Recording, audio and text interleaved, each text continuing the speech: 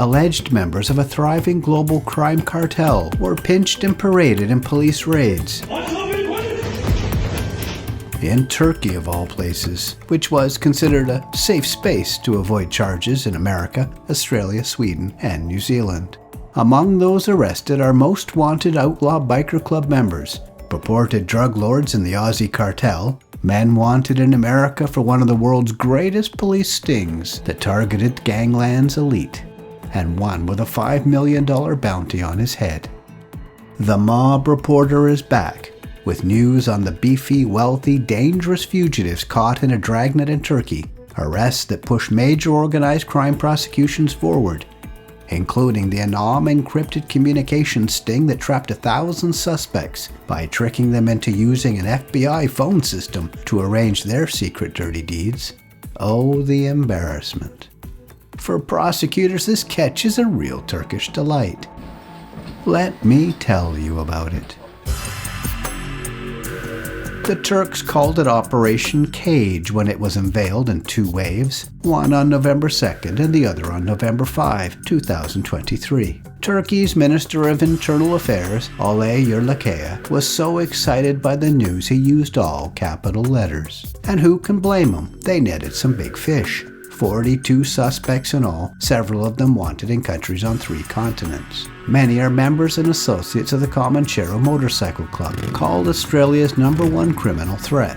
7 were named in Interpol Red Notices, which is a request to law enforcement around the world to locate and arrest a fugitive, but only those wanted for serious crime. The best known of this bunch is Hakan Ayık. He's famous in the underworld, some of it for things he might be proud of, but mostly for something he's absolutely mortified by.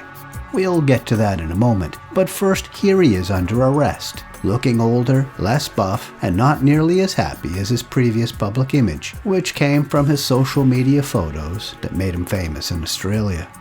It wasn't a secret most of these guys were in Turkey. Turkey had become the Comancheros' home away from home. It's a natural place for Ayık. He was born to Turkish parents who were migrants in Australia and grew up in Sydney. Ayık wasn't a noted motorcycle enthusiast, as we suspect these days about many bikers, those who seem more interested in drug deals than 2 wheels. As some of his friends from high school rose high in the Comanchero ranks, Ayık saw the bikies as an easy path to power, and he hopped on board, if not on a bike. He's a rat-cunning, ruthless gangster who's made an eye-watering fortune importing massive quantities of drugs into Australia. He became notorious down under as the so-called Facebook gangster, after news media started revealing self-indulgent social media photos, often shirtless and flexing, surrounded by signs of wealth and beauty. Authorities say Ayık was an ambitious innovator, cross-pollinating crime groups, always with an eye to cooperation, imitation, and expansion. In Turkey, Ayık was the owner of a hotel in Istanbul. It had a cheeky slogan, "Sleep your way to the top." He used a fake last name for the deal though, police say. It was a new identity he used there, and he seemed to have had a little fun choosing it. He changed his name to Reis, which is Turkish for chief. According to the Turks, Ayık came to Turkey to arrange delivery of drugs from South America into Australia, the Netherlands, and Hong Kong, making their way through South Korea and South Africa, and then laundered the money in Turkey. He apparently renounced his Australian citizenship, leaving him as a Turk, which will offer him some protection from extradition. Another big fish netted in Turkey is Duax Ngakuru, who was also named as a senior member of the Comanchero. Thankfully, he is best known as Dax, so let's go with that. Dax is New Zealand born but Australian raised.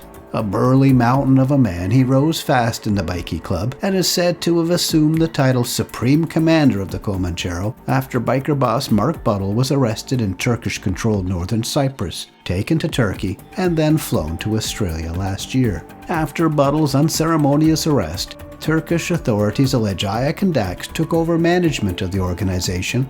Buttle's deportation, however, was a clear sign that life in Turkey for the Comanchero might not always remain so comfortable. New Zealand authorities had pushed for Dax's arrest through Interpol. Dax was pinched back in January in Turkey, but then nothing more was said of it. Turkish police may have been picking off some of these guys for months, waiting to reach a critical mass of arrests before making a big deal of it. The headliner for the second wave of arrests was Maximilian Rifkin. He was also allegedly neck-deep in the ANOM encryption business, so much so that America and Sweden jointly offered a $5 million reward to bring him to justice. I've told you about ANOM in earlier episodes. It's an outrageous caper pulled off by the FBI and the Australian Federal Police.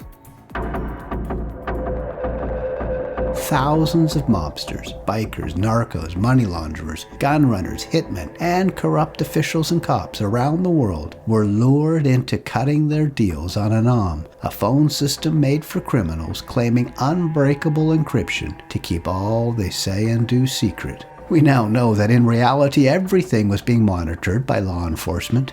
ANOM phones filtered into gangland from 2018 until the secret was splashed in June 2021 when police in 16 countries started kicking down doors and making arrests. There were close to 10,000 ANOM handsets in use, sending 27 million messages through 100 countries in 45 languages.